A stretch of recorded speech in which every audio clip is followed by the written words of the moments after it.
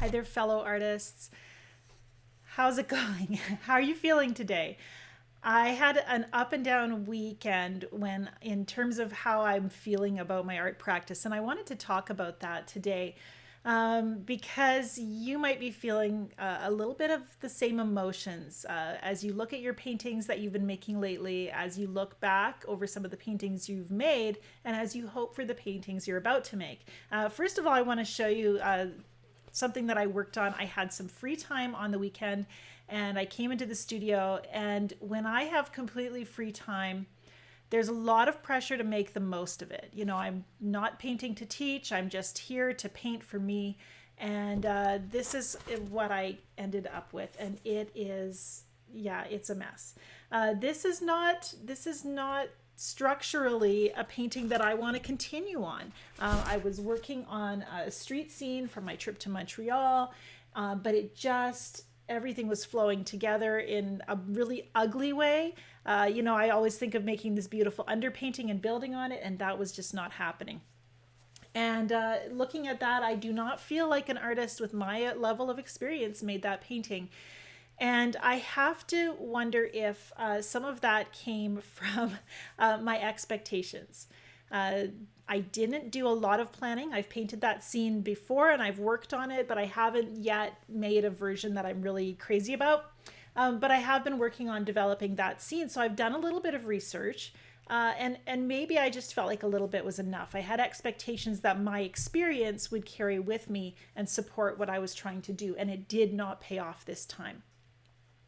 Uh, when my paintings aren't working out, and it just isn't fun. It really sucks. It does not, I can't think of a better way to describe it. It stinks. It's no fun. It's demoralizing. And for me, when Angela Fair is failing at painting, I feel like I have a lot to lose. I've made a reputation based on my art and based on the being an artist who loves the process. So if I'm not loving the process and my paintings aren't turning out, I feel a lot of this sense of identity crisis. But I've been through this before. This is not the first time that I've put ugly blobs on my paper and struggled to pull a painting together. I think I deal with this kind of struggle in small doses pretty much every time I paint. You know, there's a brush stroke that's not going right, and immediately that little voice pops up in my head and says, "Hey, this is the real you coming out." And I feel like my painful struggle comes from one single source, and I wanted to talk about that today. This is going to get a little bit deep, and I don't know if it's a really fun conversation we're going to have, but I really as I thought about this topic and as I tried to write about it, this is what came out, and this is what I think is really, really true. It's the number one reason my painting stops being fun. It's the biggest struggle I have in art, and in a lot of ways, it might be the only struggle I have when it comes to making art. And it trickles over into the rest of my life too. So let's just talk about it. I feel like when painting stops being fun for me, there is actually just one root of the issue. And if I can get to the heart of that issue, I can find my joy again and move back toward making the art I was meant to create. And when painting stops being fun, I am being blocked by the dirtiest word I know, and that word is expectations. Was that what you're expecting to hear? Maybe that's a surprise. Expectations come with me into the studio, and they talk to me. They're thoughts and feelings and emotions that I have when I come into the studio, and they say things like, "You've worked so hard, you deserve to have every painting turn out." Expectations tell me all of your hard work is going to pay off in this painting. Expectations tell me I deserve better.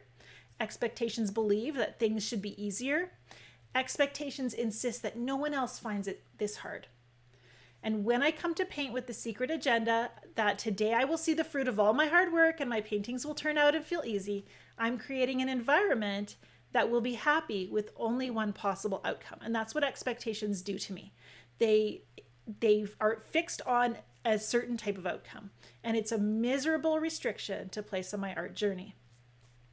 What I have learned is that creativity cannot live under the weight of expectations. Creativity is too free-spirited, too untamed, too delicate and tender, and too process-oriented to thrive when expectations insist that outcome is the only thing that determines success. Expectations at their heart don't really believe that all that is required of me is to show up and give my heart to the process.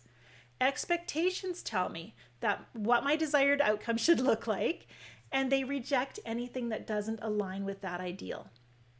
Expectations have a stingy perspective on what could take place if I stop trying to be the one in control. They really don't believe that if I just show up and relax into the process, that this will be a nurturing outcome, a nurturing event. And this shows a lack of faith in myself and my relationship to my art. I'm not really convinced that if I come to paint with an open heart and an in-the-moment willingness to seek a state of flow, that I will receive in turn the things I need to create the art I'm meant to create. My needs feel like they must be contingent on me doing everything right, and this can paralyze me and cause me to believe I'm failing when my painting deviates from my expectation, or it can cause me to decide to quit when I don't see the results I'm looking for on my timeline. If I'm reading from a script that insists that I've been painting for 25 years and I shouldn't have to deal with dry spells or failed paintings or creative blocks or bad ideas or overworking, it restricts my growth. I can't be the artist I'm meant to be if I'm trying to force the outcome. Expectations are rooted in each of us trying to make the world according to our own ideas. It's really a form of ego. It's a self-focused mindset that places barriers between our ability to accept what we have and seek possibilities inside the truth of our position. I told you this was going to be deep. Expectations prevent openness and acceptance and creative solution seeking. The expectations want things to be their way. So, if my expectations are the root of my issue, what is my alternative? How do you turn off expectations? I have a brain that defaults to what I want to see happen, and my expectations are deeply rooted in my mindset, and I really do get confused about what my alternatives are. If I let go of expectations, does that mean I stop caring about anything anymore? Is apathy the solution? Well, I've tried that and it doesn't work either. Apathy, letting go of expectations and saying I just expect nothing or I expect the worst, well, that's a pretty hopeless place to live. And this is why I think we need art, because this is a life issue too. And art offers a wonderful opportunity for me to develop my ability to see beyond my expectations and to learn not to let them limit my thinking. Art is my mind training laboratory. It really is. This is where I learn so much about who I am. And I learn that I can change. I learn that I can change direction from the expectations that don't just kill my creativity. They hurt my relationships. They spoil my enjoyment of life. And they foster dissatisfaction and a refusal to grow in my personal development. You know, and I look back over my life, I realize how much expectations have hurt me in the past. They ruined my ability to enjoy the birthday my family had planned for me because I wanted their love to manifest in a different or more elaborate way. Expectations overlooked the hours that my husband put into creating a gift for me. He makes beautiful things, but sometimes my expectations are looking for a price tag, and I don't see the value of his time. Expectations ruined my enjoyment recently of a mountain hike we were on, because I was so worried about the toll on my body and my kids being injured when I wasn't as fit for the trail as I expected. And I didn't trust that I could do it and expend my energy in enjoying the view. And expectations have made it difficult for me to be the right kind of friend. I have a hard time valuing my friendships sometimes because I expect perfect unity and don't realize that close friendships can happen even when we don't agree on all points or live very different lives. So expectations, they're not so good. Expectations don't ever really go away. But I like to think of them as my child brain, instincts that I'm outgrowing. Like a wise parent with a tantruming toddler, I share a space with that child brain, that angry toddler, but I choose not to respond in kind. I'm not going to stoop to its level. Inside, I'm often a whirl of emotions and reactions. But I choose to trust that the expectation tantrum will end in the face of more affirming actions. Art has taught me that I can exist within the spiraling feelings of doubt and fear and choose a new way of thinking. Art has taught me that I can keep painting and working on my growth even when success feels out of reach.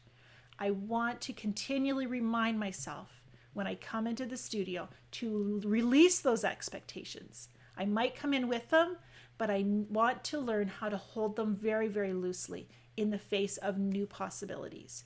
And trusting those new possibilities to be more beautiful than the limitations of my toddler brain, that's where the growth happens. That's where beauty starts to come. That's where we learn to invite this interaction and collaboration with the world, with the people in our lives. And I think it's super powerful. It's really funny having this little talk because my mom, if she was listening, would be jumping up and down right now. When I was a teenager, she talked to me about my expectations all the time. And I was right back in that place where my expectations felt like such a strong part of me that I didn't know how to let go of them. I thought the alternative was that not caring apathy. And that's changed over time, realizing that I can welcome in this state of flow. And just release my grip a little bit has been extremely freeing for me. And I want to encourage you with that today.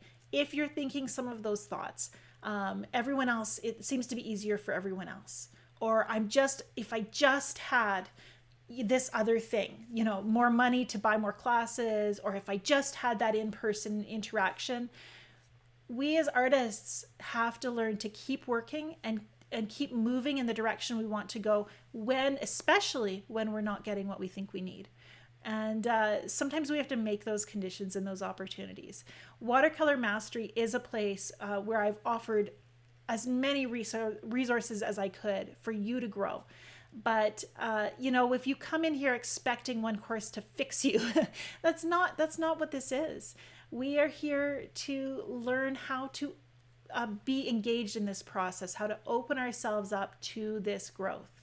And it really is this learning, this flow and alignment with where I am right now, where I want to be, and the unexpectedness of how that evolves along the way. It can happen when you don't have the supplies you need. It can happen when you don't have enough time to paint. It can happen when you're not sure you'll ever have the skills or talents that some other artist has. It can happen despite all of those things if you choose to be present and give everything you have to your painting, and trust that the growth will continue to come. Trust that the outcome that comes is the one you're meant to have. This painting that turned out to be such a disaster, that wasn't the end of my painting session that day. In fact, that painting frustrated me, and it made me want to throw caution to the wind and maybe just be really free and just throw some exploding paint onto the paper. And so I followed it up by making this painting. And this also was a painting I could probably feel negative about. I could feel frustrated that it wasn't I still didn't sit down and plan in a structured way what my painting should be. That's not who I am. I love this state of flow intuition kind of painting where the planning is secondary to watching what evolves on the paper. And in this bright and dark and messy outcome, bright and dark and messy kind of covers it. I found this excitement and I took some risks, and it's just paper. And in fact, it was just paper because it had an old painting on the back side of it.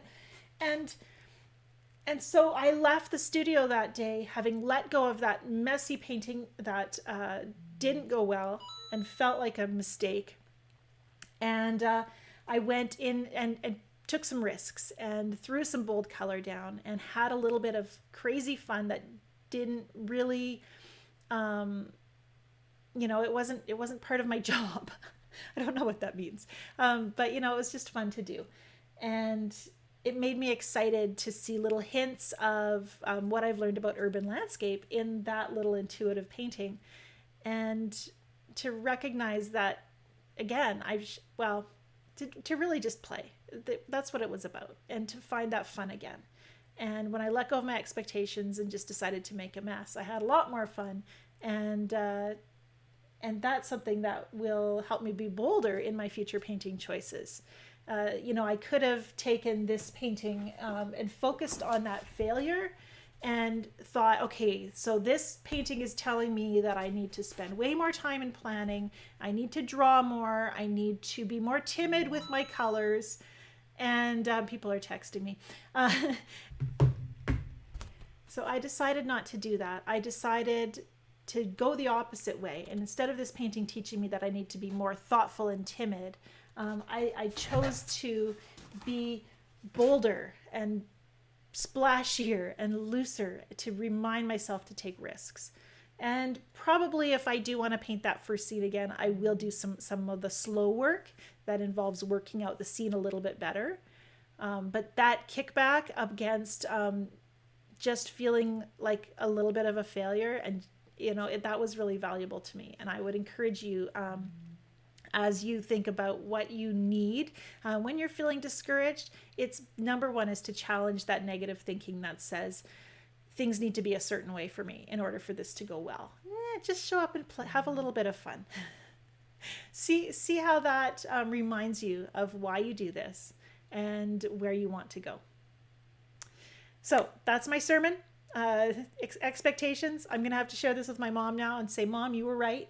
And she is. She always is. And so thanks for listening to this today. I hope it encourages you a little bit and gets you thinking about the expectations you bring into the studio and how they might be blocking your ability to see the beauty and promise in what you're making today. Bye for now.